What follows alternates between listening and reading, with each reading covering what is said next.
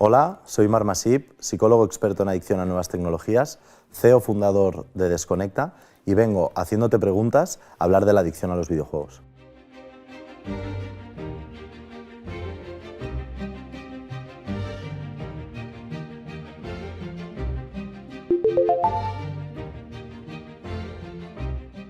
¿Todos los videojuegos son malos? No todos, Laura, son malos, pero te voy a preguntar, ¿a cuáles juegan tus compañeros de clase? Pues juegan a los de matar, de deportes y de ir pasando niveles para conseguir un objetivo. ¿Y verdad que los oyes hablando de los videojuegos todo el día en clase, en el patio? Esos son los juegos que nos preocupan. Y lastimosamente, a los que más se están jugando los chicos de tu edad o un poco más mayores son a los juegos más adictivos, a los juegos que te hacen estar más pendiente, que constantemente se habla de ello. También los youtubers, como tú sabes, ¿no? Pues todos hablan de los mismos juegos. Por lo tanto, no todos son malos, Laura, pero desgraciadamente se está jugando a los peores.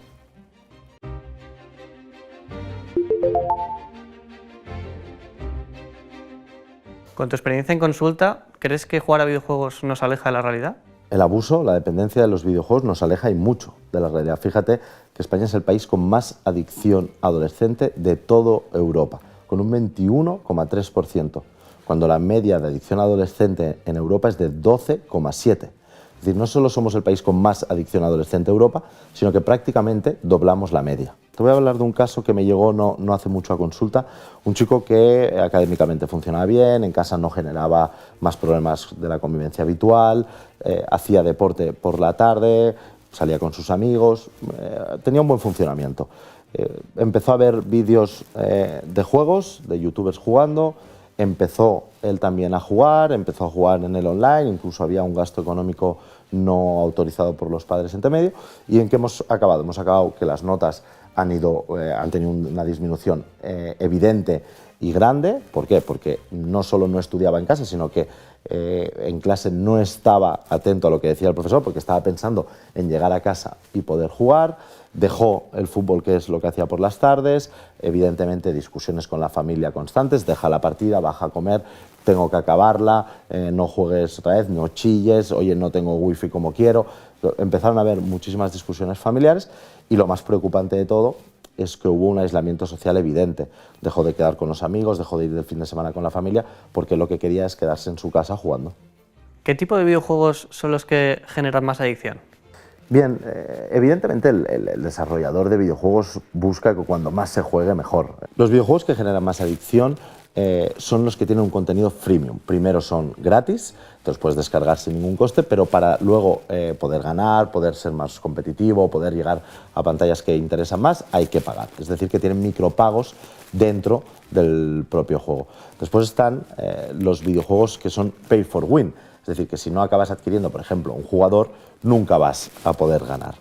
Al final, el videojuego adictivo es el que no te levanta de la silla, es el que cuando tu hijo está jugando pierde la noción del tiempo, cuando no puede dejar una partida a medias porque eso le penaliza y por lo tanto no baja a comer o no se pone a estudiar. Videojuegos que cuando pierden son luces muy oscuras con una rápida señal de volver a jugar, que cuando ganas hay luces, hay colores, que tienen una puntuación estable y que hace al chico estar constantemente pensando en quiero jugar para subir de nivel, y que al final lo que hace es que esa competitividad, ese estar conectado con la gente o por ejemplo con los amigos, esa no sentirse fuera del grupo porque todo el mundo juega y si yo no juego mañana hay que hablar en el colegio, toda esa comunidad, esa potencia hace que el adolescente sea mucho más dependiente y el videojuego se genera en algo mucho más adictivo.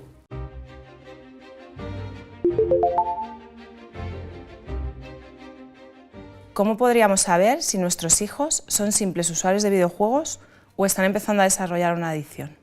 Bien, para hablar de adicción a videojuegos nos basamos en diferentes puntajes. El primero es que haya un síndrome de abstinencia, un sentimiento de nerviosismo, de estrés, de malestar por no poder consumir, en este caso por no poder videojugar. Aquí deberíamos añadirle el pensamiento anterior recurrente al juego. Es decir, cuando por ejemplo están en el colegio pensando en irse rápidamente a su casa para jugar, cuando están de fin de semana y el domingo rápidamente quieren llegar a casa para ponerse a jugar. Un punto también importante es la sustitución de actividades, el hecho de dejar de hacer algo por estar jugando. puede ser estudiar, puede ser ducharse, puede ser cenar, puede ser estudiar o puede ser simplemente estar con la familia. Si vemos a nuestro hijo todo el día enganchado en una máquina, en este caso jugando a videojuegos, o que quiere jugar, porque a veces pensamos, no, mi hijo juega 2 horas. Bueno, juega 2 horas porque es el límite que tú le has puesto. Pero ¿y si te vas de casa? ¿Cuántas horas juega? Eso es lo realmente importante. El tiempo forma parte de esa señal de alarma de que nuestro hijo pueda tener un problema. Si detectamos que nuestros hijos son adictos a los videojuegos, ¿qué podríamos hacer los padres? Lo primero que hemos de hacer es ocuparnos.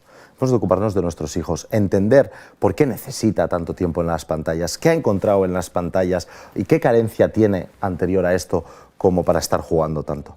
Hay que fomentar alternativas al juego, alternativas en la calle, a que quede con amigos, a que haga deporte, a que toque un instrumento, a que aprenda idiomas. Donde más utilizan el teléfono móvil, ya sea para jugar, para ver vídeos o para estar en redes sociales los adolescentes, es en su habitación, concretamente en su cama, y en el cuarto de baño.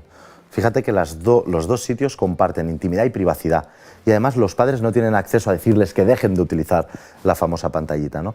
Por lo tanto, hemos de impedir la conectividad, por ejemplo, en su habitación. No pueden estar jugando encerrados en la habitación. La conectividad debe ser siempre en zonas comunes.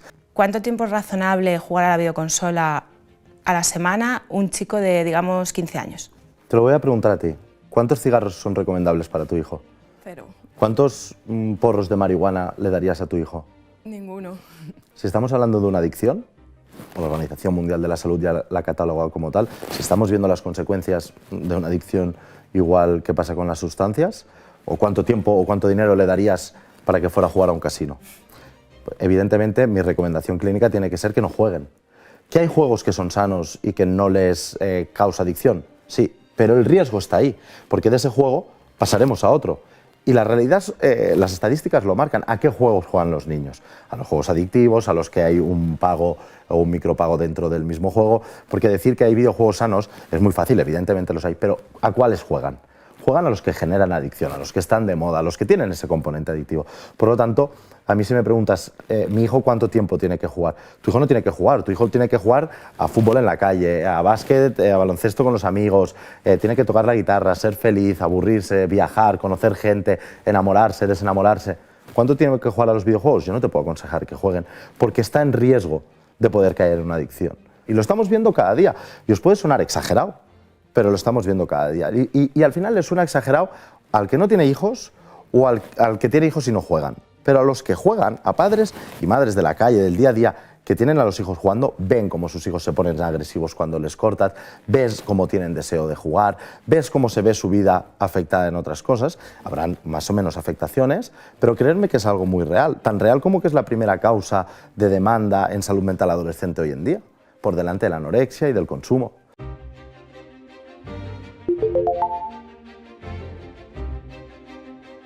Marc, ¿hay diferencias entre el perfil de adicción a los videojuegos entre chicos y chicas? Sí que existe muchísima diferencia.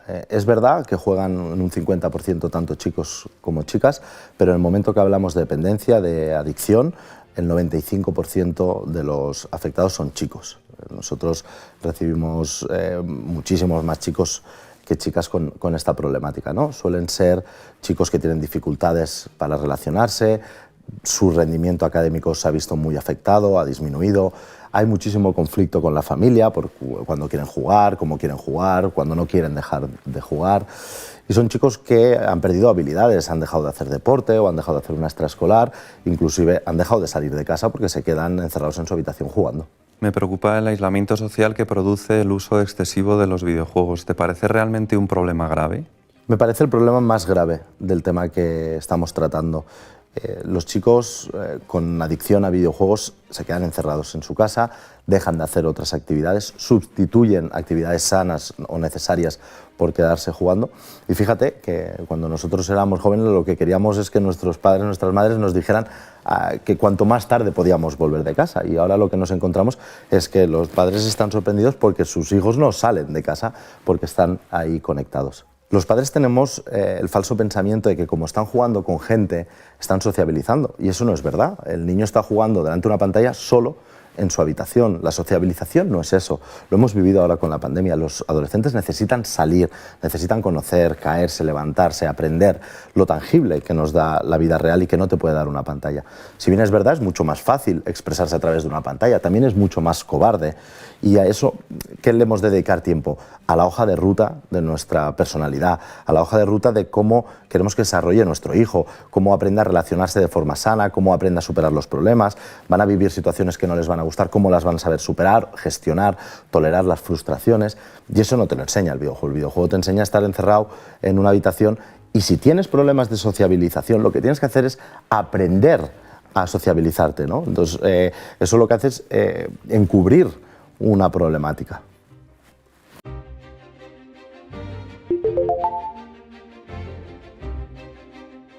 En tu opinión, ¿qué conlleva que la Organización Mundial de la Salud haya propuesto la adicción a los videojuegos como una fuente de patología psicológica?